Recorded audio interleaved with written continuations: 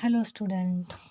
Today we will continue chapter for a truly beautiful mind. अभी तक हमने इसकी जो बचपन की बात जो कहानी थी वो पढ़ ली है. अब हम आगे का चैप्टर डिस्कस करते हैं कि उनकी जो इन्वेंशन थी, उनकी जो थ्योरीज थी वो क्या थी. उन्हें नोबल वगैरह पुरस्कार, नोबल प्राइजेस मिले थे और उन्होंने जो न्यूक्लियर बम है वो कैसे बनाया, ये सब हम आगे डिस्कस करेंगे. In 90s, at the age of 21, Albert Einstein was a university graduate and unemployment. 90s में क्या है, जब वो 21 साल के थे तो एल्बर्ट आइंस्टीन क्या है, ग्रेजुएट हो गए थे, पर उनके पास कोई जॉब नहीं थी, वे अनएम्प्लॉयड थे. He worked as a teaching assistant, gave private lesson and finally secured a job in 1902 as a technical expert in the patent office in Bern. जो क्या है, ही उन्होंने क्या है एक प्राइवेट स्कूल्स में क्या है लेसन देना शुरू कर दिया और अपने प्राइवेट लेसन देना भी मतलब कोचिंग देना शुरू कर दिया. और क्या है 1902 में क्या है उन्हें एक जॉब मिल गई, टेक्निकल एक्सपर्ट की जॉब मिल गई पैटर्न ऑफिस में, बर्न में.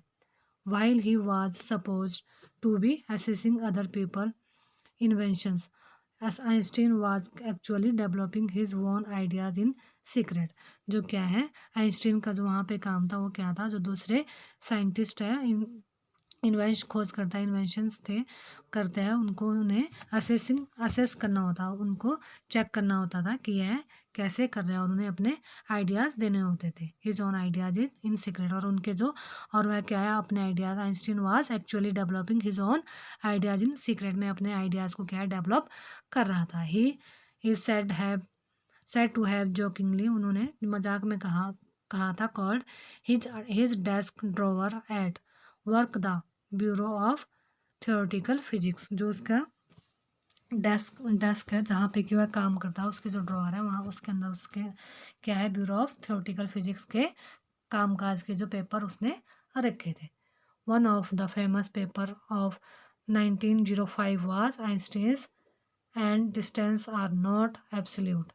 जो क्या है वन ऑफ द पेपर का जो यहाँ पे फेमस पेपर का जो मीनिंग है, जो पेपर होता है, जो भी कोई साइंटिस्ट होता है जब वह कोई इन्वेंशन करता है, खोज करता है और रिसर्च करता है और उसको क्या है एक मैगजीन में लिखता है और जब उसे पब्लिश किया जाता है तो उसे बोलते हैं पेपर कहा जाता है. तो 1905 में आइंस्टीन का एक पेपर पब्लिश हुआ था, रिलेटिविटी, जिसमें कि स्पेशल थ्योरी ऑफ रिलेटिविटी, उसमें according to time and distance are not absolute, जिसमें उसने कहा था कि टाइम और डिस्टेंस क्या है एब्सोल्यूट नहीं है, एक जगह absolute measured in itself, not one relation to anything else, मतलब वह एक दूसरे के साथ क्या है सेम नहीं होते हैं.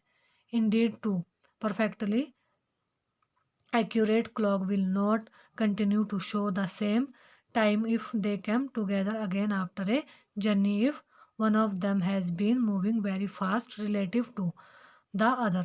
जो क्या है एक दो क्लॉक को क्या है एक जर्नी मतलब अलग अलग जर्नी पे भेजा जाए तो क्या है जब वह एक जगह साथ में आएगी तो उनका टाइम क्या है सेम नहीं होता है, आफ्टर ए लॉन्ग जर्नी के बाद सेम टाइम नहीं होता है. From this followed the world's most famous formula which describe the relationship between mass and energy. और उन्होंने क्या है मास एंड एनर्जी का जो फार्मूला है वह डिस्क्राइब किया था, वह फार्मूला मास और एनर्जी का फार्मूला उन्होंने दिया है, E is equal to mc square. E in the mathematical equation, यह एक मैथमेटिकल इक्वेशन है. E stand for energy, E क्या है किसको स्टैंड करती है एनर्जी को, और M stand for mass, M करता है मास को स्टैंड करता है, मास होता है जो हमारे में भी होता है mass. And C for the speed of light, C speed for of the light in a vacuum, कि मतलब जो वैक्यूम में जो लाइट की स्पीड है वो क्या होगी. इसमें माना गया है कि जो वैक्यूम में है वह लाइट की स्पीड होती है अबाउट 30 लाख किलोमीटर पर सेकंड की जो है वहाँ पे स्पीड होती है किसकी लाइट की होती है. और उन्होंने एक एग्जाम्पल दिया है, आइंस्टीन कहते हैं when you sit with a nice girl for 2 hours, जब आप एक बहुत अच्छी लड़की के साथ 2 घंटे बैठते हैं, इट सीम्स लाइक 2 मिनट, तो आपको ऐसा लगता है कि अभी सिर्फ 2 मिनट ही हुए हैं. और उसकी जगह when you sit on it hot stove for 2 minutes. और जब आपको हॉट स्पॉट तवे के ऊपर किसी मतलब गर्म तवे के ऊपर 2 मिनट के लिए भी बिठा दिया जाए तो आपको ऐसा लगता है कि मैं यहाँ बहुत 2 घंटे से बैठा हूँ। That's relativity. यह क्या है? रिलेटिविटी है किसके? According to Albert Einstein. Albert Einstein ने थ्योरी ऑफ रिलेटिविटी दी है। While Einstein was solving the most difficult problems in physics, his private life was unraveling। जो क्या है? जो आइंस्टीन है वह क्या कर रहे थे? वह most difficult problems in physics, physics की जो मोस्ट डिफ़िकल्ट प्रॉब्लम है उसको क्या कर रहे थे? सॉल्व करने में लगे हुए थे। लेकिन जो उनकी प्राइवेट लाइफ थी वह क्या थी? अनराइवलिंग थी। अनराइवलिंग का मीनिंग होता है स्टार्टिंग टू फेल, मतलब वह अच्छे से नहीं चल रही थी। Albert had wanted to marry Maleva right after finishing his studies. Albert क्या है? मेलेवा से मैरिज करना चाहते थे अपनी स्टडी को ख़त्म करने के बाद। But his mother was against it. उनकी मम्मी क्या है? इसके अगेंस्ट थी। She thought Mileva who was 3 years older than her son. वह सोचती थी कि जो मेलेवा है वह एल्बर्ट से क्या है? 3 साल बड़ी है। Was too old for him, उससे बड़ी है। She was also bothered by Mileva's intelligence. और वह मेलिवा की जो इंटेलिजेंस को भी उससे भी क्या बॉदर होती थी कि वह एक उसके लिए क्या है? She is a book like you. वह कहती थी कि वह तुम्हारे लिए एक बुक की तरह है। हिज मदर साइड, उसकी माँ उससे कहती है कि वह मेलिवा जो है तुम्हारे लिए एक बुक की तरह है, इंटेलिजेंस बुक की तरह। वह तुम्हारे लिए जो मैरिज मटेरियल नहीं है। Einstein put off the wedding of. जो आइंस्टीन ने इस कारण क्या है? वेडिंग को क्या है? कैंसिल किया था। The pair finally married in January 2003 and had 2 सन। उन दोनों की जो शादी है मेलिवा और आइंस्टीन की वह 2003 में फाइनली उनकी जो मैरिज करवा दी गई थी, हो गई थी, और उनके 2 बेटे भी थे। But a few year later the marriage faltered. जो क्या फेल्टर्ड है? Become a weak. उनकी जो मैरिज है वह बहुत कमज़ोर होगी। Mileva meanwhile also losing her intellectual ambition and becoming an unhappy housewife. Mileva के जैसे जैसे टाइम होता गया तो उसका जो इंटरेस्ट है लूज, इंटेलेक्चुअल एम्बिशन जो उसके ख्वाहिश थी, उस मतलब उसका जो चाहते थे करना चाहते थे साइंटिस्ट के लिए, वो क्या हो गई थी? लूज हो रही थी, कम होती जा रही थी। और वह क्या है? एक अनहैप्पी हाउसवाइफ बनती जा रही थी। After years of constant fighting, उनकी जो है बहुत सारी फाइटिंग, कंस्टेंट फाइटिंग के बाद द कपल फाइनली डिवोर्स्ड इन 1990। 1990 में क्या है? वह आखिरकार उनका डिवोर्स हो गया। Einstein married his cousin Elsa the same year. और उसी साल उसने क्या है? अपनी कज़न एल्सा से शादी कर ली। Einstein's new personal chapter coincided with his rise to world fame. जो आइंस्टीन है उन्होंने अपना जो new personal chapter coincided with the rise to world fame का शुरू कर दिया था। In 1915 he had published his general theory of relativity. और उन्होंने 1915 में अपनी जो जनरल थ्योरी है रिलेटिविटी की वो क्या है? पब्लिश कर दी। Which provided a new interpretation of gravity. और ये इंटरप्रिटेशन थी किसके लिए? ग्रेविटी के लिए। An eclipse of the sun in 9 eclipse होता है जब जो सोलर सिस्टम में ग्रहण लगता है उसको बोलते हैं eclipse. In 1919 brought proof that it was accurate. और जो 1919 में जो एक्लिप हुआ था, सूर्य ग्रहण जो लगा था, उसने यह प्रूव कर दिया तो कि जो उसकी रिलेटिविटी की जो थ्योरी है वो ग्रेविटी वो क्या है? एकदम सही है। Einstein had correctly calculated in advance the extent to which the light from fixed star would be deflected through the sun gravitational field। उसने क्या एडवांस में डिफ्लेक्टेड होता है change direction because it hit something. जो क्या होता है? उसने पहले ही क्या एडवांस में ही बता दिया था कि सन की जो ग्रेविटेशनल फील्ड है, उसकी जो गुरुत्वाकर्षण शक्ति है, इसके आगे जो दूसरे स्टार्स की लाइट है वो क्या है? अपना रास्ता चेंज कर देती है।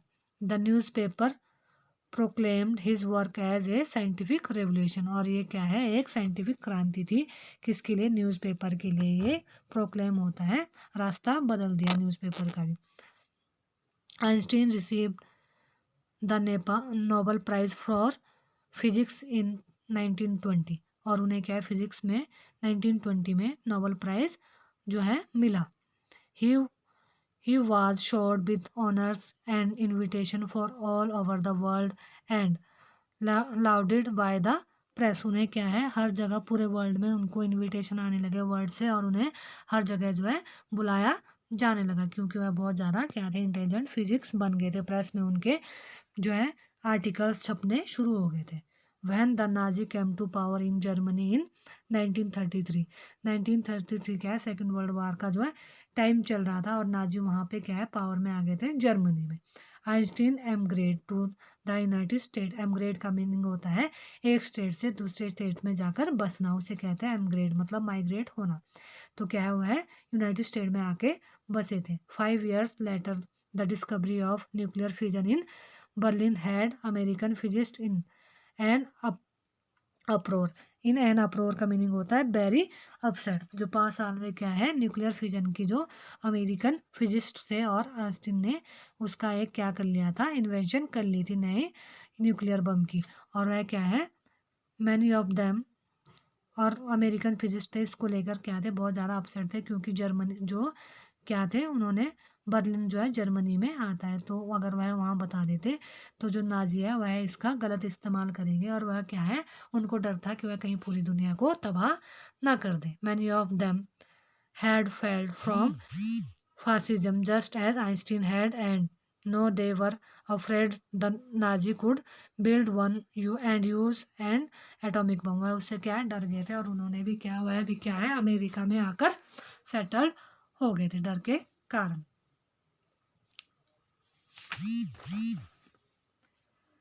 Eight the urging of a colleagues, उसके जो अर्गिंग्स थे कलीग्स होते हैं जो उनके साथ काम करते हैं, मतलब हमारे साथ जो काम करने वाले दूसरे लोग होते हैं उनको हम बोलते हैं colleagues.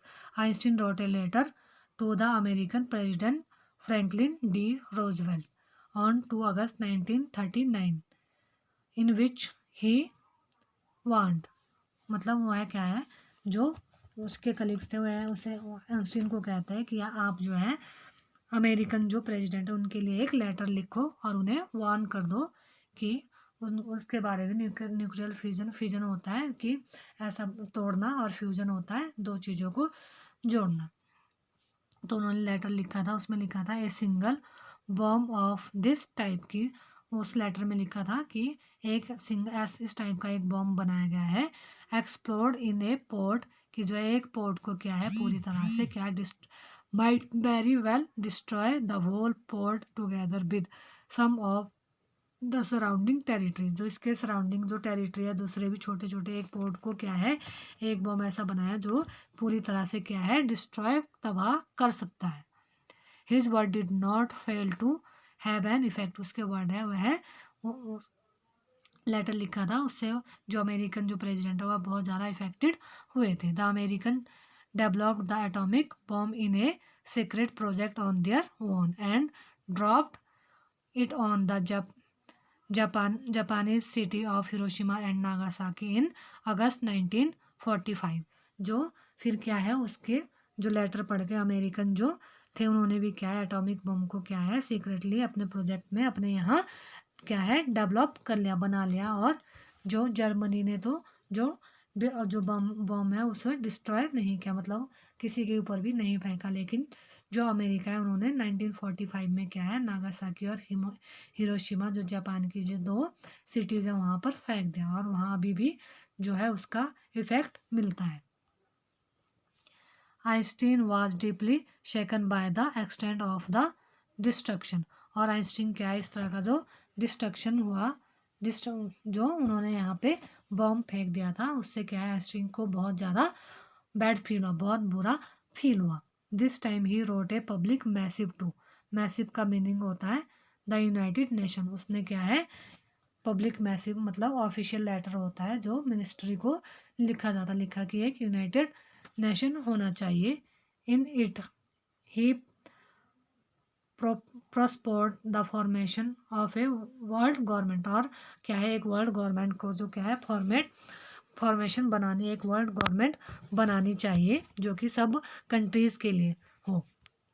Unlike the letter to Roosevelt this one made no impact, और इस लेटर का जो है रोजवेल्ट के ऊपर कोई इम्पैक्ट नहीं पड़ा। But over the next decades Einstein got ever more involve in politics. इसके बाद क्या है, जो इससे दुखी होकर आइंस्टीन क्या है पॉलिटिक्स में, और जो उन्होंने भाग लेना इंटरेस्ट दिखाना शुरू कर दिया, और agitating for an end the arms build-up and using his popularity to campaigning for peace and democracy। और उसने वह जो है इसके द्वारा क्या करना चाहता था, पूरे जो वर्ल्ड में है वह क्या है पीस, शांति और लोकतांत्रिक सत्ता जो है अपनाना चाहता था, ताकि किसी का भी बुरा ना हो सके। जो आइंस्टीन थे वह किसी भी कंट्री के बारे में बुरा नहीं सोचते थे। उसके लिए क्या है, ऑल कंट्रीज वह आर इक्वल, सभी कंट्रीज और ऑल पीपल्स आर इक्वल, उसके लिए सब सेम थे। When Einstein died in 1995 at the age of 66, he was celebrated as a visionary and world citizen as a much of a scientific genius। और क्या है, visionary होता है a person who can think about a future in an original and intelligent way. मतलब आज तक क्या है, जब वह 1955 में उनके जब वह 76 ईयर के थे तो उनकी डेथ हो गई, और तब से क्या है सेलिब्रिटी बने हुए हैं वह विजनरी, और उनका जो वर्ल्ड सिटीजन एज मतलब पूरे वर्ल्ड में क्या है वह साइंटिफिक जीनियस के रूप में अभी भी जाने जाते हैं। कई बार हम बच्चों को भी बोल देते हैं you are Einstein, like a Einstein, कि तुम आइंस्टीन की तरह जीनियस बनोगे। ठीक है, तो आज ये चैप्टर हमारा ख़त्म हो गया है। अब हम नेक्स्ट वीडियो में पोएम लेंगे।